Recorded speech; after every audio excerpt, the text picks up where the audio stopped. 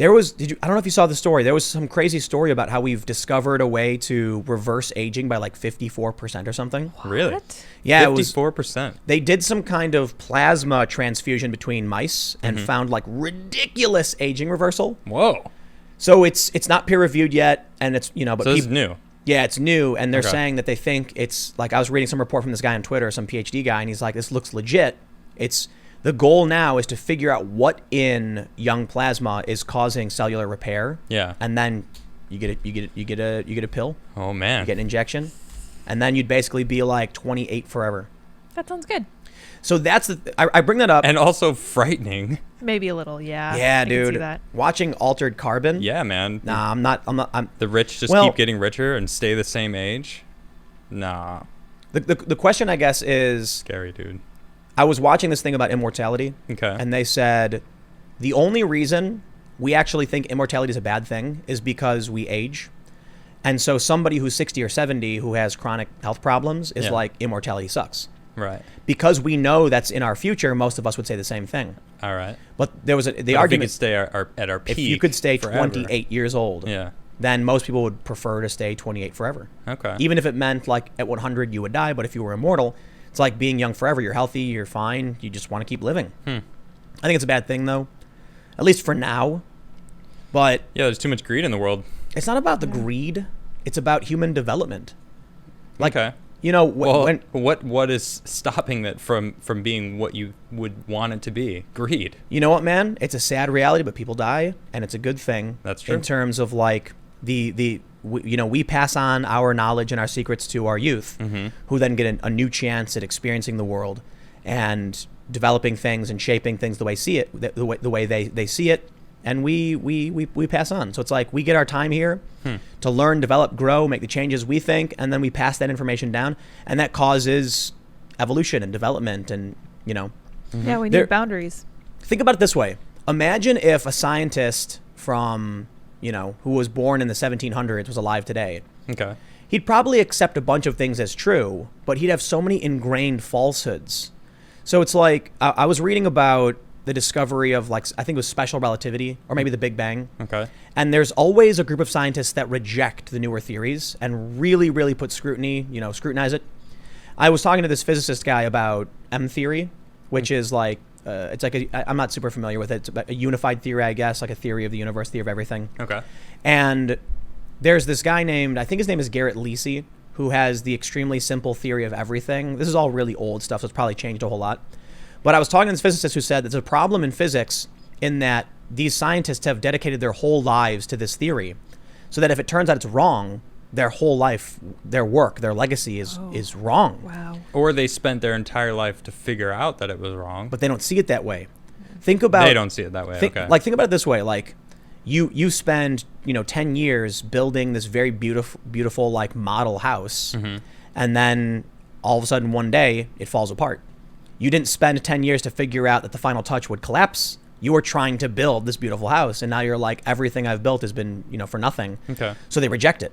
It's not even about whether or not they could accept they were wrong and be like, I've successfully proven it false. Some people do. Yeah. It's about them resisting and being like, I don't believe that. I don't believe. No. Well, that that's can't make them sense. losing the science part of it, and it becoming like an emotional investment, Right. Like part of their fundamentals, and it's like when you start off as a scientist, science, it's all about changing and learning and testing and figuring out what works. Yeah. So if you can't see that it works and it takes you 30 years to figure out that it doesn't work, then you're the scientist that did it. And if that's not what you're focused on, then it's a fundamental issue with the human that is the scientist. You know what I mean? Yeah. It's a human problem. Yeah. That's why I'm saying, somebody develops a theory, Mm-hmm. then, they retire, they die, they've had their time on Earth. And then the younger person who is less invested says, hey, wait a minute. This right here disproves that. Whoa. And now they develop, and then Yep. less attachments. So I'd imagine if humans were immortal and never and didn't die, then there would be cultural artifacts that would persist that are like detrimental, that make no sense, that maybe made sense at a certain point, don't make sense now.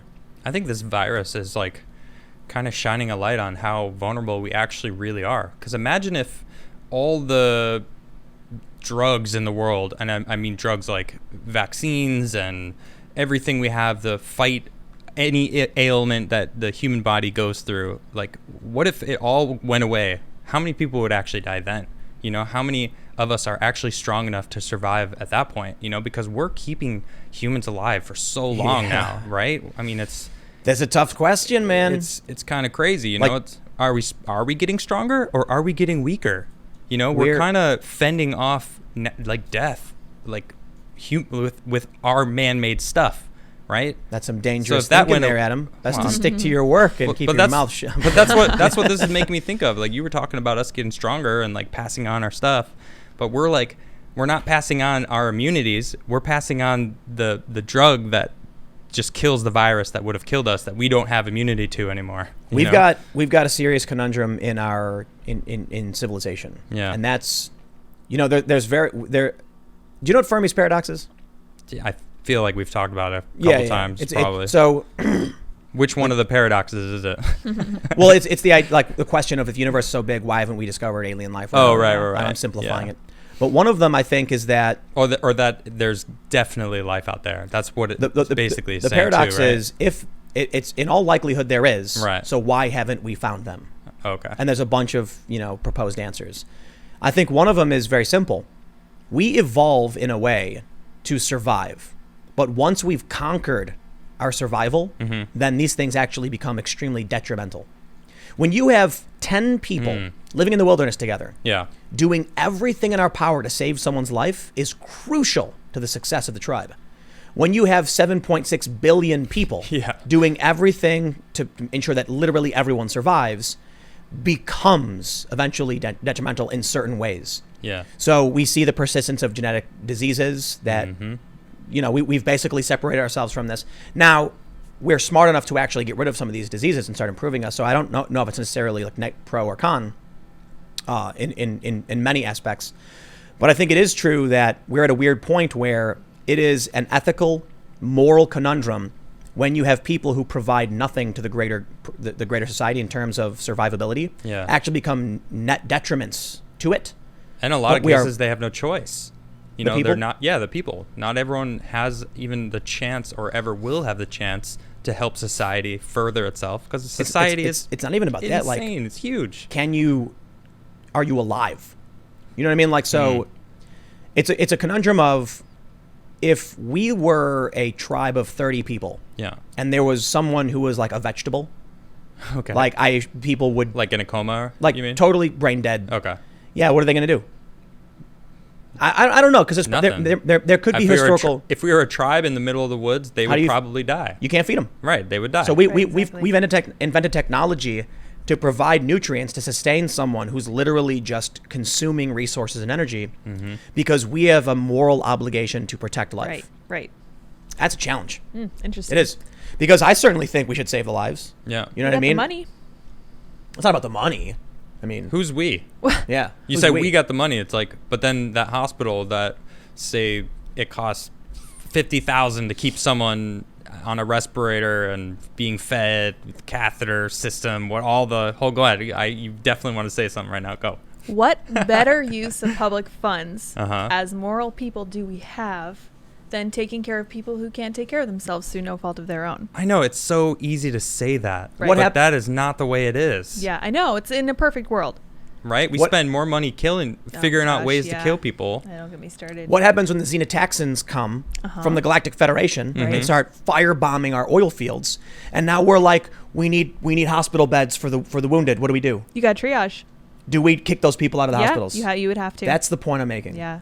So it's like, right now, at peace, we have a moral obligation to save all life. So there are some people who have never had a thought in their lives. Yep. It's true. And I know some people who have family members who were born with severe mental disabilities. Yeah. Don't speak, are considered to be on the essentially comatose or like severely developmentally disabled. Yep. And they're legally obligated and morally obligated to do everything they can to keep, to save this life. And I agree. Right. But I also recognize the potential philosophical conundrum. I guess when it comes to a real conflict, we're not going to provide resources for these people. We're already there, aren't we?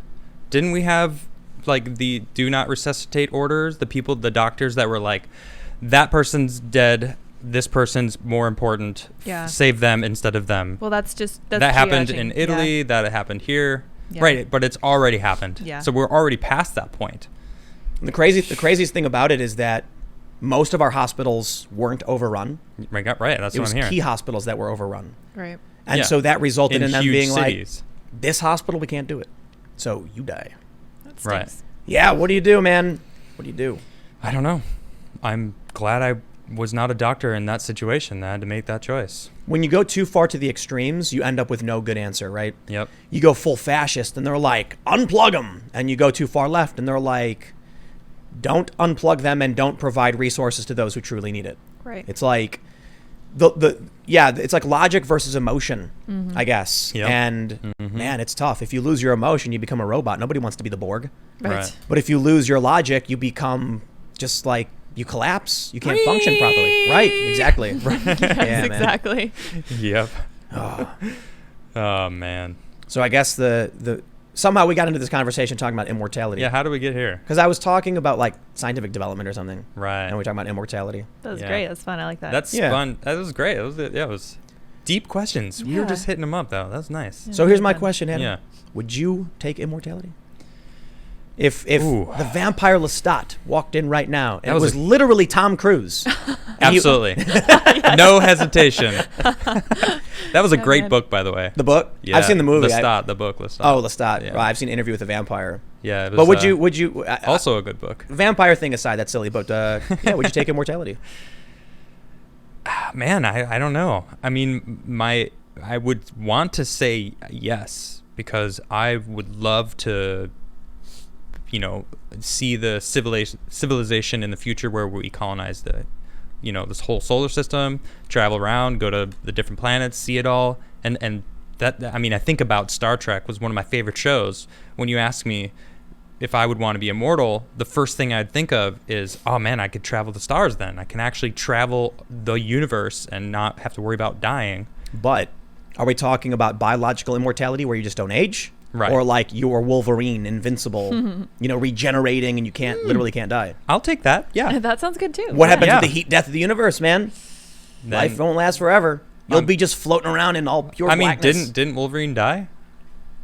Well, but I'm talking about spoiler, I guess. If you could, Logan, didn't he though? I don't actually remember. Did he or not? I'm using him as just like an example. What I mean is, I will become immortal if I have the choice to kill myself eventually. That's what I was gonna say. Boom. I'd say yes. How about now? Because then I'd be like, 100 years from now, I'd be like, that was fun, seppuku. Oh, what a way to go! It's like Korean. It's like, actually, you have Part to Japanese. You have to slice off your left ankle. What? I don't think I could do that. Like the one weakness is your Achilles heel. Yeah, exactly. Yeah. It's like, well, it's time to go. Let me get a. Yep, jump that's over. it. Just Sounds flick good. it. Well, you couldn't be a skateboarder. But hold on, man. My ankles are screaming. You're very idealistic because Maybe I am. What if the future isn't we explore the stars? It's a bunch of SJWs start locking people in gulags. Okay. Yep. And what then was it? Harry Carey? What? Harry Carey? Isn't that another term for it? Harry Carey? Harry Sure. Carey is the guy from the Cubs? No. It sounds the same. Yeah. I don't know. Seppuku? Harry Carey? Seppuku. Harry Carey was the guy who talked like this and Yeah. was like a Cubs announcer. Okay. or whatever. Also, what was that? It's seppuku. It is the same thing. Yeah. It's a similar like suicidal Harry thing. Carey? Yeah, it's spelled HARIKARI. Oh, Harikari. Harikari. Oh, excuse me. Yeah. Excuse me. You're from Chicago, so of course that's where your head goes. He's a Harry Carey. I know, but funny thing is, I'm from Chicago too. So whenever I say it, I think of him doing it to himself. Oh my gosh. That's brutal. I know. This makes Him perfect doing sense. it. Yeah, but himself. I loved him, man. He was hilarious. I went and saw him a bunch of. He's the announcer for the Cubs at Wrigley Field. Well, he was Rest his soul. for many years in Wrigley Field in Chicago. So us growing up in Chicago, like we think Harry Carey, and it's just like, well, I'm Harry Carey. He spoke like this. He's a funny guy. You know what, man? Yeah. I'm gonna ask you another question. Oh, please. I love these deep questions. What if they couldn't preserve your body, but they could preserve your consciousness digitally? In a stack. No, like in a virtual, like when you're. Yeah, basically like in a stack and altered carbon. But Yeah. no, Black Mirror. Oh, okay. Is that? I don't know what. It's when they go to retire. Okay. They're like 80. All right. They download their brains into a server where all of a sudden they're in their 20s, and they're in digital retirement facilities. Yeah, I did see that episode. And now you're young and you're partying and you're like doing whatever you want forever. Mm-hmm. Yeah. I mean, it sounds good. I don't know. I mean, do I have any say, or can anyone have any say on the outside world, or once you're in there, you're like cut off? I guess no, because that's a big difference. Like you can still communicate with people because they come visit you. They can come in, hang out on the server. Interesting. This is our Futurama episode. I'm surprised you didn't go Futurama with that. No, the Futurama one I think is they're like just comatose or something. They're like in a library of retirement where they're like plugged in. No, I think that's what it is. I think they're in a virtual world. Yeah, it is a virtual world. Yeah, but the Black Mirror one was that's more the show, spot right? on. Yeah. No, I got yeah, it. because Juniper. Yeah, San Juniper or something. Yeah, something like the that. Island. Right. Yeah, they're like partying and stuff, and they're like young forever. I think it'd be weird because you'd have like one server that's people born in the 1920s. Yeah. And there's like all super racist and like very like traditional. Okay. And so then you wouldn't mix the people who were born in the 70s who are all like, Gen X. Hippies. Yeah, okay. No, born in the 70s born are in not the 70s. hippies. Yeah. Children of hippies. Gen Xers. Mubby. Whoa. I know a lot of I have a lot of older cousins that were born in the 70s. They were definitely hippies. Oh, were Well, they? no, Okay, yes, well, you definitely. can be whenever you What I'm want. saying is Well, their parents were hippies too, so it kind of they just rubbed passed them boomers on. were Makes hippies. sense. Okay. The people Yeah. born in the 50s who were late teenagers in the 70s were hippies. Yeah, Yeah. it kind of makes sense. I read something crazy. I read that Woodstock, there was a pandemic during Woodstock. Was it really? Yeah, flu Was it, like, pandemic. STDs Oh, wow. or Yeah, and they're like, nobody cared. It's because it only affected older people. Right. And so the question was then, it's like, I think this was like some economic council. They were like, if that's the case, man, I don't think they made this argument, but it's kind of like we prioritize safety. Isn't that kind of what we're finding out about COVID? It's killing all these older folk that were already at risk. If they would have gotten the flu, they probably would have died also. People with no vitamin D, Yeah. Oh, get outside, That's get some right. sunshine Yeah. more often. but they're telling you to stay inside. And now there's this whole thing about like there's this new Yeah. thing that's going around. Inflammatory syndrome. It sounds like a scare tactic, honestly. It does, man. It sounds like they're trying to Because scare people look to at- continue on look at South listening Dakota. to them. Yeah, South nothing happened, right? Nothing happened. Yeah. So for those that don't know, South Dakota never locked down, and the media attacked them relentlessly. And then they still refused, and now it's 3 weeks on from when they were being attacked. The media was like, South Dakota, the new hot spot. 3 weeks later, nothing. And of course, they're not talking about it. right. They don't talk Yep. about that part. It's like, no, don't talk about it. Meanwhile, Los Angeles is like, we must lock down indefinitely until there's a cure. For a this virus? Yeah. Mm-hmm. What are you talking about? And no wonder that the Republican just won in California, didn't they? Or something? I don't know is- exactly yeah. what went down, but 25th district. oh yeah. Thanks for checking out this clip from the Timcast IRL podcast. We do the show live Monday through Friday at 8 p.m. If you want to catch the full show, tune in to this channel, subscribe, hit the like button, or check us out on iTunes and Spotify. And we will soon have this podcast up for free on all podcast platforms. Thanks for hanging out, and we'll see you all in the next episode.